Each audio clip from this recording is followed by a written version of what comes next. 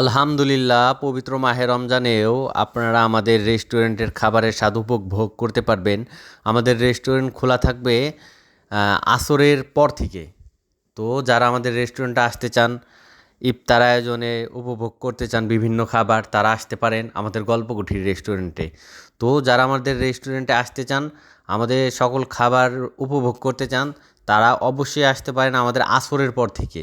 আসরের পর থেকে আমাদের রেস্টুরেন্টের প্রত্যেকটা খাবারের স্বাদই আপনারা নিতে পারবেন ইফতার উপলক্ষে। আর আমাদের রেস্টুরেন্টের সি ফুডের ভিতরে আপনারা কাঁকড়াটা এখন অ্যাভেলেবেল পাবেন।